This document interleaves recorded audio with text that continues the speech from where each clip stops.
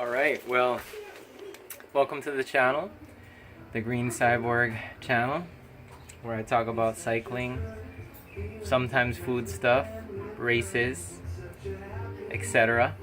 But just wanted to touch a little bit upon my Tarmac 2014 Tarmac SL2. This is the one with 8R fact carbon, so it's not the stiffest, definitely not the lightest, but it's my bike. I love it. Love at first ride, and it gets the job done. If you know about Specialized, the Tarmac is their road racing bike. The Roubaix is more of their endurance cobble bike, the Roubaix, for the Paris-Roubaix race. That's why it was made. So that one has a little more vertical compliance. This one is more for hill climbing, sprinting, things like that. And then there's also the, I think it's the Venge or the Shiv, which is their aero road bike. And then there's either the Venge or the Shiv. I think the Shiv is the TT aero bike, but those are the other bikes as well. This is the Tarmac SL2. I think they discontinued the SL2 and the SL3 already. There's only a SL4 and then just Tarmac now. But anyway, just wanted to touch upon my rear derailleur. So I've been using this over a year, a mountain bike rear derailleur on my 1136 rear setup, and I really like it a lot. It's got this lockout button right here that lets you lock the cage out if you press it all the way, and then you simply push this button and you can lock out the rear derailleur so that you can change the wheels very easily. See, just like that. And then that's part of the mountain bike world. This is the SRAM GX medium cage derailleur mountain bike, 10-speed setup in SRAM GX 10-speed. And the reason why I like it is I didn't have to use the wolf tooth, so it looks a bit cleaner.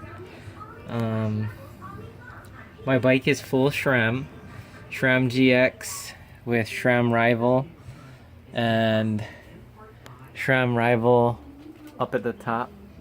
SRAM Rival, and SRAM Rival comes with carbon levers, which is pretty awesome. They're very light, and they are also the double tap. They are the double tap, shifting, which I like. You just use the small paddle right here for the shifting. Click it once, harder gear.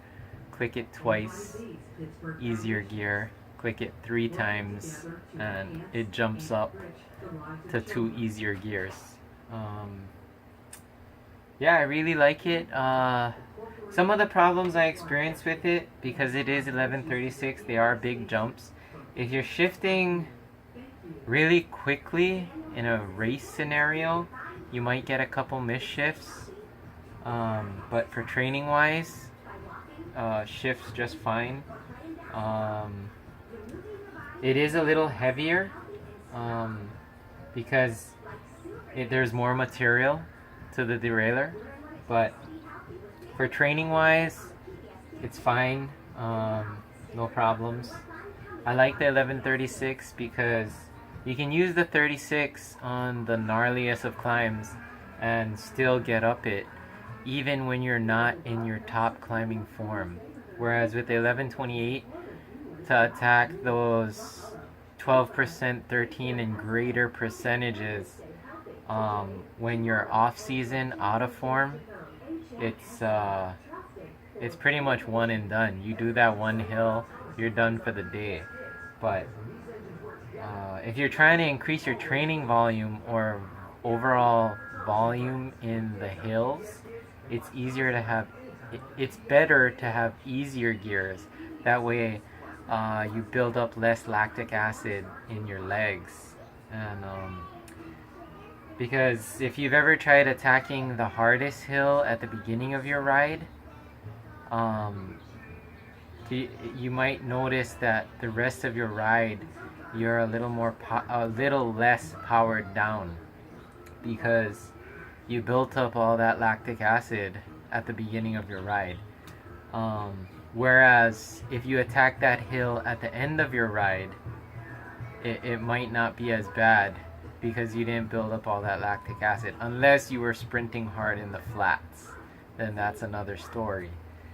What else? So SRAM GX mountain bike derailleur on Roadbike with a 1136 tooth cassette.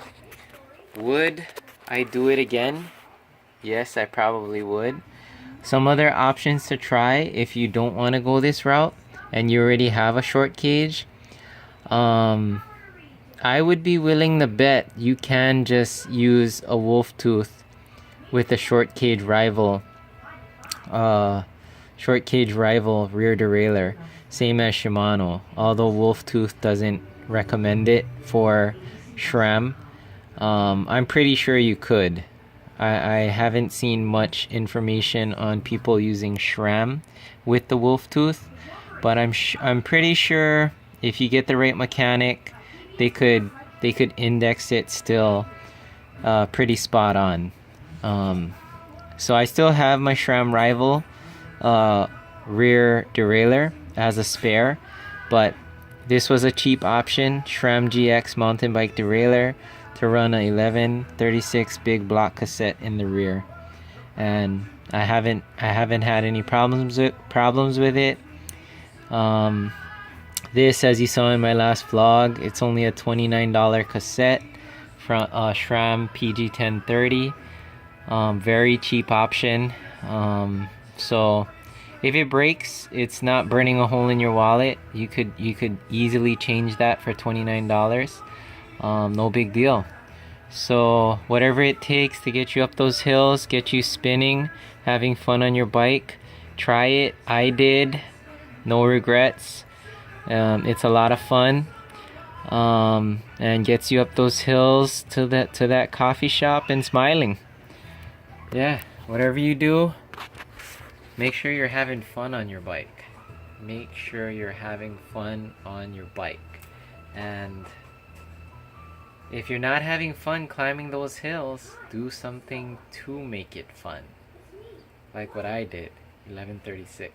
I didn't absolutely need it, as I could climb. I have climbed 99% of every hill you see in my vlogs on a 1128. So don't get me wrong, I didn't need the 36 to get up those climbs, but it is fun to have fun. And when you're having more fun, the miles become easier, sort of, better, and you overall feel better. And when you feel better, the miles roll smoother. That's what I'm saying. That's my word. Have fun with it. Yeah.